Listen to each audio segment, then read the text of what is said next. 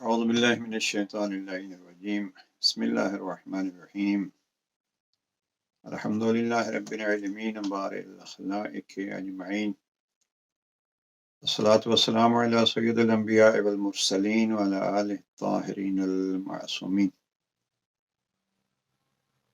نهج البلاغہ کے اس سیشن کے تمام شرکاء کی خدمت میں سلام عرض کرتے ہیں اور دعا کرتے ہیں کریم اللہ ہمیں توفیق عطا فرما کہ ہم امیر المومنین کے مقام و عظمت کو جانتے ہوئے آپ کے کلام کو بھی وہ اہمیت اور وہ عظمت دے سکیں۔ انسان کو کسی انسان سے جتنا پیار ہوتا ہے اتنی ہی اس کی باتوں کا اس کو زیادہ خیال ہوتا ہے۔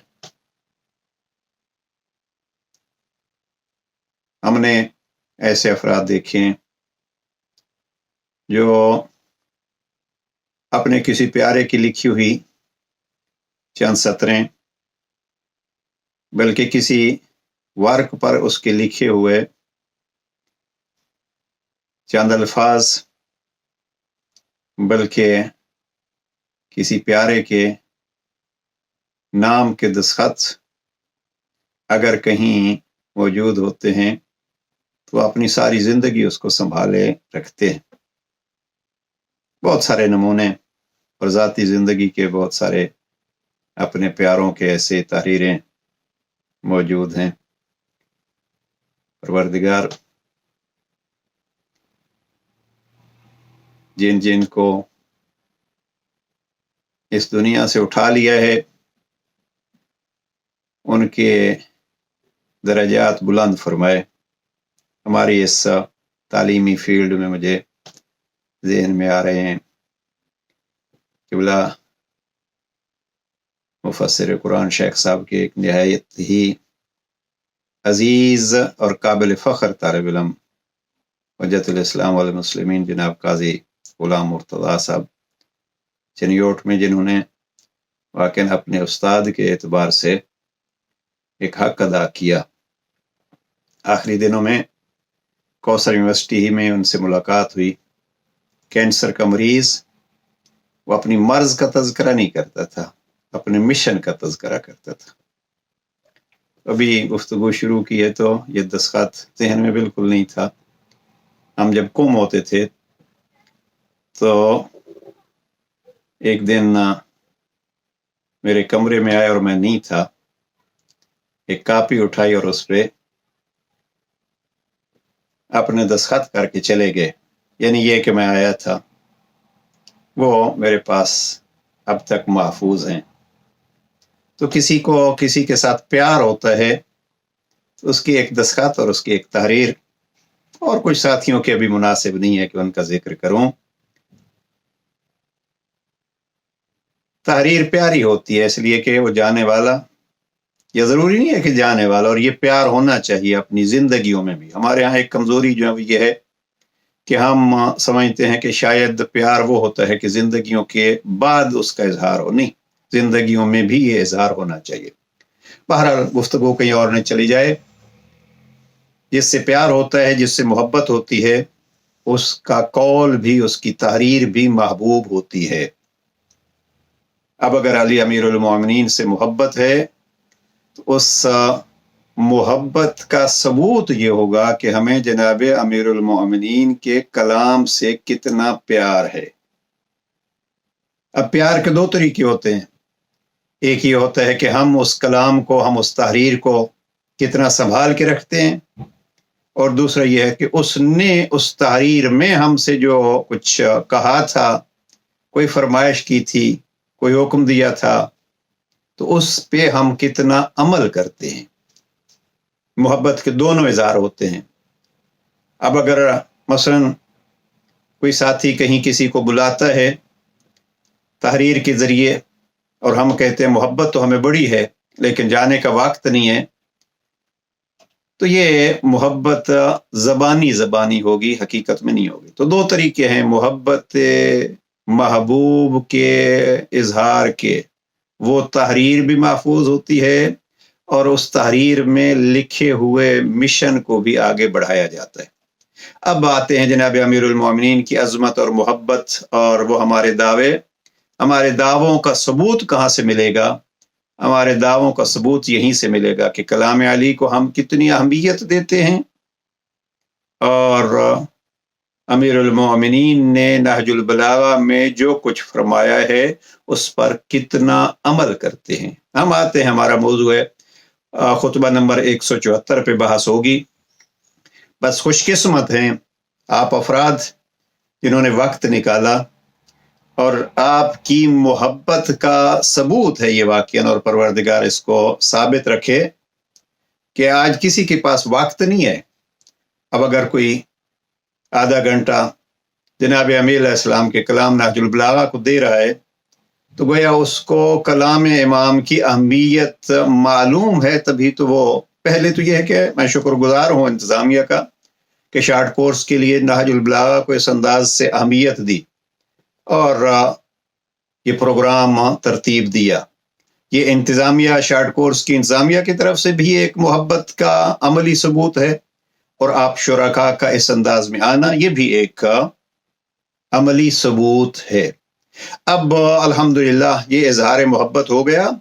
अब इन कलिमात को अहमियत देनी है। अहमियत के भी फिर आगे दो मराहिल हैं। एक तो यह है कि उसको जानिए उन्होंने कहा क्या है, और दूसरा यह है कि उसको समझिए कि हम इसको देर तक बाकी कैसे रख सकते हैं। मुझे याद है ज़ाहिरन 2019 में या 2000 ज़ाहिरन बहरहाल 2-3 साल पहले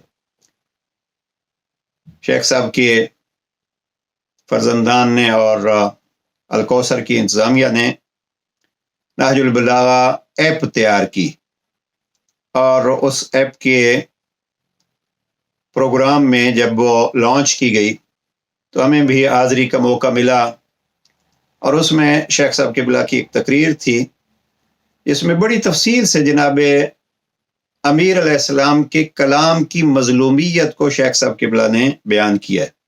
और मैं शार्ट कोर्स के मुंतज़मीन से ये गुजारिश करूँगा अगर हो सके तो किसी वक्त 22 या 23 मिनट की ये वीडियो है और हमारे अफ़कार इस्लामी के यूट्यूब चैनल नहजुल बलागा 1 उस पर अगर आप जाएंगे तो ये चैनल, इसमें कोई 170-75 वीडियोज़ मौजूद हैं। तो उसमें इब्तिदाई अय्याम में ये वीडियो जनाब क़िबला शेख साहब की इस उन्वान से अली भी मज़लूम, कलाम अली भी मज़लूम, इस चैनल पे तलाश करके उसको सुनना चाहिए। कैद साहब ने किस दर्द से कहा कि कलाम अमीरुल मोमिनीन इसी तरीके पे आज मज़लूम है जैसे कल ज़ात अली इब्न अबी तालिब मज़लूम थी। आप सामीन हाज़रीन ने बिलखुसूस वो जो जवानी के मराहिल में हैं उनकी ज़िम्मेदारी बनती है कि इस कलाम को समझें। बार बार इस जुमले को दोहरा रहा हूँ, समझें, उस पर अमल करें और ये पैगाम दूसरों तक पहुँचाएं ताकि हम कलाम अमीरुल मोमिनीन को इस मज़लूमियत से निकालें। और ये जनाब इमाम अली रज़ा अलैहिस्सलाम का बड़ा मशहूर फरमान है, रहमल्लाहु इम्रान, अल्लाह रहमत नाज़िल करे उस शख्स पर जो हमारे मिशन को जिंदा करता है। और फिर हदीस कहीं अर्ज कर चुका हूँ। रावी पूछता है फर्जंद रसूल आपके मिशन को कैसे जिंदा किया जा सकता है? तो फरमाते हैं कि वो सीखता है और फिर आगे सिखाता है। तो ये हमें हकीकत में मिशन की जिंदगी है। तो और फिर आगे इमाम ने एक जुमला कहा जो बहुत मुहिम जुमला है और बारहा में भी नकल कर चुका हूँ। वो ये है कि अगर लोग हमारे कलाम की अच्छाइयों से आशना हो जाते तो वो हमारे ताबेदार हो जाते। तो ये कलाम आले मोहम्मद से किसने आशना करना है? वो हम हैं। बहरहाल आप अहबाब की, आप ख़वातीन और हज़रात की ये शिरकत एक बहुत उम्मीद अफजा है, इसको आगे बढ़ाइए। आइए आते हैं नहजुल बलागा के खुतबा नंबर 174 और जो जनाब अमीर इस्लाम कुरान मजीद की अज़मत बयान कर रहे थे। तो چونکہ ہم تفصیل میں نہیں جانا چاہتے، مختصراً اس خطبے کے ترجمے سے ہی گزر رہے ہیں، اس موضوع کو بھی اگر فرصت ہو تو پڑھیے گا کہ قرآن نگاہ امیر المؤمنین میں کیا ہے۔ تو خطبہ نمبر 174 میں ہم جہاں پہنچے تھے، جناب امیر علیہ السلام کے آخری الفاظ جو گزشتہ سیشن میں عرض کیے تھے، وہ ایک جملہ اسے دہرانا چاہتا ہوں، وَتَوَجَّهُ إِلَيْهِ بِحُبِّهِ وَتَوَجَّهُ إِلَيْهِ بِحُبِّهِ، اللہ کی طرف متوجہ ہو قرآن کی محبت کے ذریعے سے، یعنی آپ اللہ کی طرف توجہ کرنا چاہتے ہیں، متوجہ رہنا چاہتے ہیں، تو اس کا ایک نسخہ امیر المومنین نے یہاں خطبہ 174 کے اس حصے میں بیان فرمایا کہ محبت قرآن، جس طریقے پہ میں نے تفصیل سے عرض کیا ہے کہ نہج البلاغہ حقیقت میں اگر ہم اہمیت دیتے ہیں تو یہ کلام امیر المومنین ہونے کے اعتبار سے اہمیت ہے، اسی طریقے پہ قرآن کو ہم اہمیت دیں گے تو یہ اللہ سے محبت کا ایک اظہار ہوگا۔ آج جس جملے کو عرض کرنا چاہتا ہوں وہ ہمارے اس مرکز افکار اسلامی کے نہج البلاغہ پرنٹ شدہ صفحہ نمبر 487 ہے، 487۔ تو وہاں امام فرماتے ہیں وَعْلَمُوا، آپ کو معلوم ہونا چاہیے، اور یہ وَعْلَمُوا جو ہے وہ اس خطبے میں جناب امیر علیہ السلام نے 4 دفعہ دہرایا ہے۔ وَعْلَمُوا، آپ کو یہ معلوم ہونا چاہیے، آپ کو یہ جان لینا چاہیے۔ یہ ایک طریقہ ہوتا ہے کسی چیز کی اہمیت بتلانے کا، ورنہ اگر امام فرما رہے ہیں تو اسی لیے تو فرما رہے ہیں آپ کو متوجہ کریں، لیکن جب امام یہ فرماتے ہیں یا کسی جگہ پہ بھی یہ لفظ آتا ہے وَعْلَمُوا، تو اس کا مقصد یہ ہوتا ہے کہ آپ اس کی طرف زیادہ توجہ فرمائیں۔ اب تیسری دفعہ امام نے، بلکہ چوتھی دفعہ،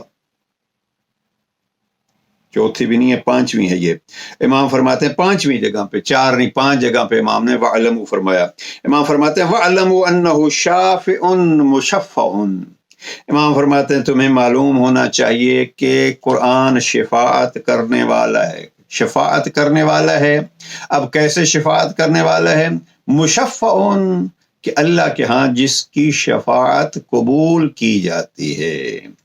اب یہ عجب الفاظ ہیں، شافع مشفع، جس کی شفاعت اللہ قبول کرتا ہے، یعنی قرآن ہمارے لیے ایک شافی بھی ہے، شافی بھی ہے۔ وہ بھی جناب امیر علیہ السلام نے نہج البلاغہ میں ارشاد فرمایا، ایک ہے شافی، شین الف یہ شافی، جیسے کسی مرض سے شفاعت اس میں عین نہیں ہے، اور یہ شافع یعنی وہ وسیلہ بننے والا، جس کو ہم کہتے ہیں کہ ہمارے ایک سفارش کرنے والا۔ اب یہ قرآن مجید، دونوں قرآن مجید کی صفات نہج البلاغہ میں جناب امیر علیہ السلام نے ارشاد فرمائی ہیں، امراض کے لیے شافی بھی ہے اور ہمارے مسائل کے لیے اللہ کے ہاں وہ شفیع بھی ہے۔ اب اور ایسا شفیع ہے جس کی شفاعت کو اللہ سبحانہ وتعالیٰ نے وعدہ کیا ہے کہ اگر آپ کا شافع قرآن ہوگا تو میں اللہ اس کو قبول کروں گا۔ تو یہاں جناب امیر علیہ السلام نے قرآن مجید کو ابھی پچھلے حصے میں عرض کیا تھا کہ امام علیہ السلام فرماتے ہیں فَإِنَّ فِيهِ شِفَاءً، وہاں حمزہ کے ساتھ فیہ شفا، وہ شفا ہے، اور یہ عین کے ساتھ جو ہے وہ شفا، تو شافی اور شافع یہ، تو یہ قرآن مجید سفارش کرے گا۔ اب قرآن مجید سفارش کرے گا، یہاں ایک بات تو واضح ہو گئی کہ سفارش کرے گا، تو اس کو تو ہم کہتے ہیں قرآن صامت، خاموش ہے۔ کیا ہے قرآن؟ اللہ کا کلام جو مصطفیٰ کے سینہ اقدس پر اترا، جناب جبرائیل لائے اور پیغمبر اکرم نے پھر اس کو لکھوایا۔ اب اس لکھے ہوئے الفاظ جو کاغذ پہ تحریر ہیں وہ بھی شفاعت کر سکتے ہیں، اللہ ان کی شفاعت قبول کرتا ہے۔ اب یہ کیا بات ہے کہ بحثیں چلتی ہیں کہ آیا نبی اکرم اور امیر المؤمنین اور ائمہ ہدی آیا یہ شافع ہیں یا نہیں ہیں؟ اب یہ چیزیں جو ہم اسی ایک لفظ سے ہم ثابت کر سکتے ہیں کہ اگر جس کے دل پہ قرآن اترا ہے، اس کے دل پہ اترنے والے قرآن اگر امیر المؤمنین کے فرمان کے مطابق شافع ہے تو وہ ذات گرامی بھی، یا پھر امیر المؤمنین کے لیے جناب پیغمبر اکرم نے یہ فرمایا علی مع القرآن والقرآن مع علی، تو اب یہ بھی شافع ہوں گے، اور جناب امیر علیہ السلام کا ایک فرمان اس میں آئے گا اپنے ضامن اور شاہد اور شافع ہونے کے اعتبار سے، اس کو اپنی جگہ پہ اگر فرصت ہوئی تو عرض کریں گے۔ تو قرآن مجید کی یہاں کیا تعریف کی ہے جناب امیر المؤمنین نے؟ امیر المؤمنین فرماتے ہیں کہ یہ قرآن مجید شافع مشفع، یہ شفاعت کرنے والا ہے ایسا کہ جس کی شفاعت مقبول ہوتی ہے۔ اب کس انداز سے شفاعت کرتا ہے؟ حدیث میں ایک جگہ پہ دیکھ رہا تھا کہ نماز پڑھو تو نماز بالخصوص مسجد کے جو نمازی ہوتے ہیں وہ نماز ہمیشہ ایک جگہ پہ نہ پڑھیں، بلکہ مختلف جگہ پہ کھڑے ہو کے وہ نماز پڑھیں، اس لیے کہ حدیث کے الفاظ یہ ہیں، یہ بقعۃ، یہ ایک زمین کا جو حصہ ہے قیامت کے دن آپ کے لیے گواہی دے گا، پروردگار یہاں سر رکھ کے اس نے یہ کہا تھا سبحان ربی الاعلی و بحمدہ، لہٰذا میں گواہی دیتا ہوں، میں حصہ زمین کا، میں یہ ٹکڑا گواہی دیتا ہوں کہ یہ میرے اوپر سر رکھ کے تیری وحدانیت کا اور تیرے علو کا اور تیری تسبیح کر رہا تھا۔ اس لیے مختلف جگہوں پہ آپ گواہوں میں اضافہ کیا کیجئے۔ جہاں جہاں بھی ہم سفر کرتے ہیں تو اکثر جو ہیں وہ میں مثلاً کبھی کسی ملک میں، کبھی کسی ملک میں، کبھی کسی ایئرپورٹ پہ، تو جب نماز پڑھنے کا موقع ملتا ہے تو یہ حدیث اس اعتبار سے ذہن میں رہتی ہے، پروردگار ہمارے باقی اعمال تو اپنی جگہ پہ، لیکن جہاں سجدہ یہ دے رہے ہیں اس زمین کو گواہ بنا کے دے رہے ہیں کہ ہم یہاں کم از کم کہہ رہے ہیں سبحان ربی الاعلی و بحمدہ۔ تو اس انداز سے نماز کو بھی اس طریقے سے پڑھا کیجئے۔ تو قرآن مجید کیسے شافع بن سکتا ہے؟ اگر زمین شافع بن سکتی ہے، یہاں امیر المومنین فرماتے ہیں قرآن شافع بن سکتا ہے۔ میں اکثر عرض کیا کرتا ہوں اور یہاں دہرا رہا ہوں بات کہ قرآن مجید کی تلاوت کے آداب بزرگان نے جو لکھے ہیں کچھ عرض کیے تھے، اور ایک ادب یہ ہے کہ قرآن مجید جب پڑھو وضو کر کے قرآن مجید کی تلاوت شروع کرو۔ جب وضو سے ہوں گے آپ تو آپ آرام سے قرآن مجید کے الفاظ کو ہاتھ لگا سکتے ہیں۔ اب کیا ہے، قرآن مجید کو قبلہ رخ ہو کے بیٹھ کے پڑھو۔ اب یہ دو چیزیں ہو گئی مقدمے میں۔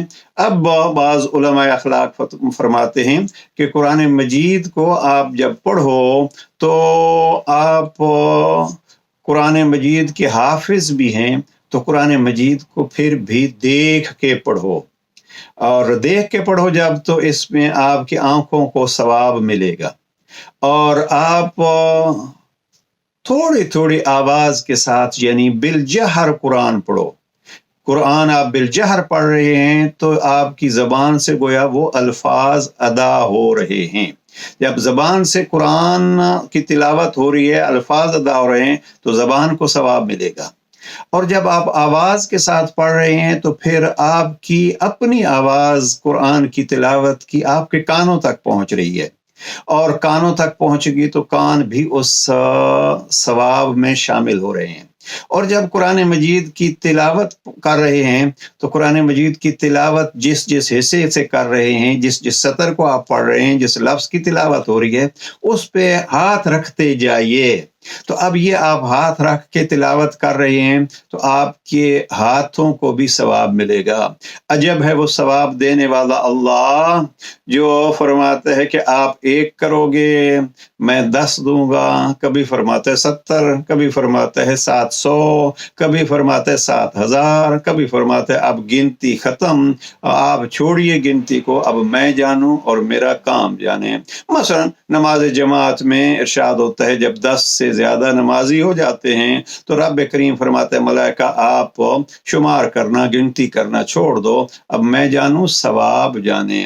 اب وہ کریم اللہ کتنا ثواب دیتا ہے، لیکن آپ دیکھیے ایک ہی وقت میں ایک ہی کام پر آنکھوں کو بھی ثواب، زبان کو بھی ثواب، کانوں کو بھی ثواب، ہاتھوں کو بھی ثواب، اور اگر ہم دل سے متوجہ ہیں اس تلاوت کی جو کچھ ہم پڑھ رہے ہیں، فقط یہ زبان نہیں بلکہ ہمارے اذہان کی گہرائی سے ہم اس کی طرف متوجہ ہیں تو دل و ذہن کو بھی ثواب۔ اب اس سے ہم کہتے ہیں یہی ہمارے آنکھوں کا، یہی ہمارے کانوں کا، یہی ہمارے ہاتھوں کا، یہی ہمارے زبان کا، یہی ہمارے دل کی شفاعت کا سبب بنے گا۔ امیر المومنین فرماتے ہیں شافع مشفع، یہ ایسا شفیع ہے کہ جس کی شفاعت کو اللہ نے فرمایا میں قبول کروں گا۔ لہذا امیر المومنین قرآن مجید کی تلاوت کی اہمیت بتلا رہے ہیں۔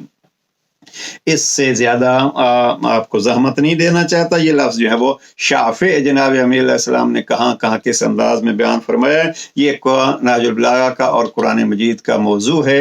لہذا کبھی کوئی اعتراض کرے تو میں اکثر یہ عرض کرتا رہتا ہوں الجا مت کیجئے، جن کی شفاعت قرآن کرتا ہے وہ کرتا رہے۔ اور آگے پھر امیر علیہ السلام فرماتے ہیں وقائل مصدق، اور یہ قرآن مجید ایسا بولنے والا ہے، ایسا کہنے والا ہے، ایسا بات کرنے والا ہے کہ جس کی بات کی سچائی کو ہی اللہ تصدیق فرماتا ہے۔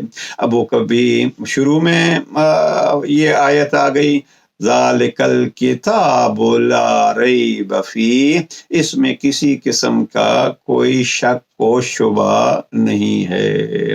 تو یہ ایسا بولنے والا ہے کہ جس کے بول کی تصدیق اللہ فرماتا ہے۔ اور پھر امام فرماتے ہیں کہ فقط قرآن مجید شافع نہیں ہے، وَأَنَّهُ مَنْ شَفَعَ لَهُ الْقُرْآنَ يَوْمَ الْقِيَامَةِ شُفِعَ فِيهِ، کہ قیامت کے دن جس کی یہ شفاعت کرے گا وہ اس کے حق میں مانی جائے گی۔ وَمَن مَحَلَ بِهِ الْقُرْآنُ يَوْمَ الْقِيَامَةِ صُدِّقَ عَلَيْهِ، اور اس روز جس کے عیوب بتلائے گا تو اس کے بارے میں بھی اس کے قول کی تصدیق کی جائے گی۔ وَمَن مَحَلَ بِهِ الْقُرْآنُ يَوْمَ الْقِيَامَةِ، جس کے بارے میں قرآن مجید گلہ کرے گا، شکوہ کرے گا، اس کا کوئی عیب بیان کرے گا۔ ایک بڑا عیب قرآن مجید یہی بیان کرے گا کہ پروردگار مجھے کوئی پڑھنے والا نہیں تھا، لہذا آئیے کوشش کریں قرآن کو بھی پڑھیں اور علی امیر المومنین کے کلام نہج البلاغہ کو لے کے قرآن کی تفسیر بھی پڑھیں۔ عجب انداز تفسیر ہے علی امیر المومنین کا۔ ایک مقام پہ ایک آیت کا ایک جملے میں تفسیر بیان کی، انا للہ و انا الیہ راجعون، ہم اللہ کی طرف سے آئے ہیں، اللہ کی طرف پلٹ کے جانا ہے۔ امام فرماتے ہیں انا للہ اقرار بالملک و انا الیہ راجعون اقرار بالخلق، کہ پہلا جملہ اقرار ہے ہم اللہ کے لیے ہیں، یعنی کوئی مالک اور ہے۔ دوسرا جملہ اقرار ہے کہ ہمیں ہلاک ہو جانا ہے، ہمیں ختم ہو جانا ہے۔ یہ انداز تفسیر جناب امیر علیہ السلام کا، تو نہج البلاغہ کو اس اعتبار سے کہ یہ تفسیر قرآن ہے۔ بہرحال یہ اگر شافع ہے تو شاکی بھی ہے۔ بس دعا کیجئے پروردگار قرآن مجید کو ہمارے لیے شافع بنائے، ہمارے لیے شاکی نہ بنائے۔ فَإِنَّهُ يُنَادِي مُنَادٍ يَوْمَ الْقِيَامَةِ، قیامت کے دن ندا آئے گی، أَلَا إِنَّ كُلَّ حَارِسٍ مُبْتَلًا فِي حِرْسِهِ وَعَاقِبَةِ عَمَلِهِ غَيْرَ حَرَسَةِ الْقُرْآنِ، دیکھو جس نے جو بویا ہے اس کے متعلق اس سے پوچھا جائے گا قیامت کے دن۔ یہ مشہور حدیث ہے الدنیا مزرعۃ الآخرہ، یہ دنیا جو ہے وہ آخرت کی کھیتی ہے، جو یہاں بوگے وہ وہاں آپ کو اس کی فصل اور اس کا نتیجہ ملے گا۔ یہاں جناب امیر علیہ السلام فرماتے ہیں کہ ہر بونے والا اپنے بوئی ہوئی چیز کے بارے میں سوال اس سے ہوگا اور اس کے اعمال کے نتائج سے اس سے دوچار ہونا پڑے گا۔ لیکن ایک یہ قرآن کی کھیتی ہے کہ جو اس قرآن کی کھیتی کے ساتھ منسلک ہو گیا، چونکہ قرآن اگر کھیتی ہے یعنی جو کاشتکاری کو جانتے ہیں، جناب امیر علیہ السلام نے ایک جملہ فرمایا خط 31 میں اپنے بیٹے جناب امام حسن مجتبی علیہ السلام کو، بیٹا کہ قلب الحد سے کل ارض الخالیہ، بیٹا یہ جوان دل خالی زمین کی مانند ہوتے ہیں، اب جو اس میں جو کاشت کر لیتا ہے اس سے وہی حاصل ہوتا ہے۔ لہذا امام اس خط 31 میں اپنے بیٹے کے ذریعے جوانوں کو یہ پیغام دے رہے ہیں کہ آپ کے دل خالی اور ہموار زمین کی مانند ہیں، لہذا دیکھیے اس میں کیا کاشت کرنا ہے۔ وقت نہیں ہے کہ اس حدیث کی اور اس فرمان کی طرف جائیں، خط 31 کے فرمان کی طرف۔ جناب امیر علیہ السلام یہاں فرماتے ہیں کوشش کیجئے آپ اس دل کی سرزمین پہ جو بیج بونا چاہتے ہیں وہ بیج قرآن کا بیج ہو۔ اس لیے قرآن مجید نے بھی ایک دعا کی صورت میں کہا کہ اس بیج قرآن کو بونے سے پہلے ایک دعا کرتے رہا کیجئے، یعنی اس زمین کو ہموار کرنے کے لیے کہا کیجئے ربنا لا تزغ قلوبنا بعد اذ ہدیتنا، اے پروردگار اس دل کو زنگ آلود نہ کر، یعنی میرے دل کو ہموار رکھ کے اس پر تیری باتیں تحریر ہو سکیں، اس کو ایسی کھیتی بنا جس میں تیرے فرامین کے بیج بوئے جا سکیں، اور جو قرآن کے بیج بوتا ہے پھر یقیناً اس فصل کے سائے کو اس دنیا میں بھی اور آخرت میں بھی اپنے لیے مفید پاتا ہے، اور فقط اپنے لیے نہیں، جن کی زمین میں قرآن کے فرامین کے بیج ہوتے ہیں ان کو رب عباد الرحمن کہتا ہے۔ آپ جا کے دیکھیے گا سورہ فرقان کے اس آخری حصے کی وہ آیات ہے، اللہ نے کیا فرمایا، یہ عباد الرحمن کی تعریف کیا کی ہیں، 11 تعریفیں عباد الرحمن کی وہاں رب کریم نے فرمائی ہیں، اور اس کو اگر کاشت کیا جائے، کیونکہ ایک مفصل موضوع ہے عباد اللہ کی یا عباد الرحمن کی نشانیاں، تو اگر قرآن کی کاشت ہوگی تو پھر وہ عباد الرحمن ہوں گے، وہ اللہ کے محبوب بندے ہوں گے۔ لہذا زمین ہموار رکھیے، امیر المومنین کا یہ فرمان کہ قرآن مجید کی کھیتی کو آپ کاشت کیجئے۔ قرآن مجید کے بارے میں جناب امیر علیہ السلام نے جیسے گزشتہ سیشن میں بھی کہا اور ابتدا میں بھی کہا ہے کہ قرآن مجید کیوں ہو سکتا ہے کہ کوئی اور قرآن مجید کی اس سے بہتر تفسیر کرے اور عظمت بتلائے، نہیں ہو سکتا، اس لیے کہ یہی وہ ذات گرامی ہے جس کے لیے پیغمبر نے فرمایا تھا علی مع القرآن والقرآن مع علی۔ تو اب اسی سے ہم تفسیر لیتے ہیں، عرض کرتا رہتا ہوں اور کرتا رہوں گا کہ یہ علمی تفسیر بھی اور عملی تفسیر بھی۔ جناب امیر علیہ السلام کا مجھے ایک جملہ بہت پسند ہے، وقت نہیں ہے کہ اس کی طرف جاؤں، یہ 2 خطبے آپ ذہن میں رکھیے گا قرآن مجید کی عظمت کے حوالے سے اس سیشن کے جو عرض کرنا ہے۔ خطبہ نمبر 145 ہے، جہاں جناب امیر علیہ السلام فرماتے ہیں کہ قرآن مجید وَاسْتَدِلُّوهُ عَلَىٰ رَبِّكُمْ، قرآن مجید کے لیے دلیل بناؤ، اللہ کی طرف دلیل بناؤ قرآن مجید کو۔ یہ خطبہ نمبر 145، اس میں بہت عظمت کے ساتھ قرآن مجید کا مقام کو پیش کیا ہے، اور بالخصوص ایک جملہ یہاں سے عرض کر دوں۔ جناب امیر علیہ السلام فرماتے ہیں کہ قرآن مجید لیس عند اہل ذلک الزمان سلعۃ ابور من کتاب اللہ اذا طلع حق تلاوتہ، کہ قرآن مجید کی تلاوت تو ہو رہی ہوگی لیکن اس کے باوجود قرآن مجید کے احکام کو پس پشت ڈالا جا رہا ہوگا۔ یہ خطبہ 145 کے الفاظ اور جو جملہ خصوصیت کے ساتھ اگر یاد رکھ سکیں تو اس کو یاد رکھ لیں۔ امیر المومنین فرماتے ہیں فَتَجَلَّى سُبْحَانَهُ لَهُمْ فِي كِتَابِهِ من غیر ان یکونوا رأوہ، اللہ سبحانہ تعالیٰ اپنے بندوں کے لیے اپنی کتاب میں دکھلائی دیتا ہے۔ فتجلی لہم سبحانہ، فتجلی سبحانہ لہم، اللہ جلوہ گر ہے قرآن مجید میں۔ اب اگر ہم کوہ طور پہ دیکھتے ہیں موسیٰ نہ جلوہ دیکھ سکے، تو یہاں اللہ سبحانہ تعالیٰ کے متعلق جناب امیر فرماتے ہیں کہ قرآن مجید میں اللہ کی تجلی آپ دیکھ سکتے ہیں۔ تو کیا مقصد یہ ہے، مقام و عظمت الہی کو اور اس کی रहमानियत को या उसके गज़ब को देखना है तो कुरान मजीद में उसके वो जलवे नज़र आएंगे। ये खुतबा नंबर 145 का जुमला, और एक खुतबा और बिल्कुल कोई जुमला उसका नाकल नहीं करूँगा, जहन में था कि उसकी तरफ भी जाया जाए। वो है खुतबा 150, जहाँ जनाब अमीर अलैहिस्सलाम ने अहले बैत के मकाम को बयान किया, जिसका मफहूम यह है कि कुरान मजीद समझोगे कहाँ से? समझोगे अहले बैत से। बहरहाल ये खुतबा 174 का जुमला अर्ज कर रहा था कि हर शय की खेती उसके बारे में सवाल किया जाएगा, लेकिन कुरान की खेती जिसने आबाद कर ली उसके आमाल गोया कबूल ही कबूल हैं। फ़कूनू मिन हरसतिही व अतबाइही, इमाम फरमाते हैं अगर काश्त करना है तो काश्तकार और खेती बोने वाले बनो, कुरान की खेती बोने वाले और कुरान के पैरोकार बनो। वस्तदिल्लू अला रब्बिकुम, और कुरान के ज़रिए अपने रब के ज़ात की दलीलें तलाश करो। वस्तनसिहू अला अनफुसिकुम, कुरान के ज़रिए से अपने नफ्सों को पंद नसीहत दो।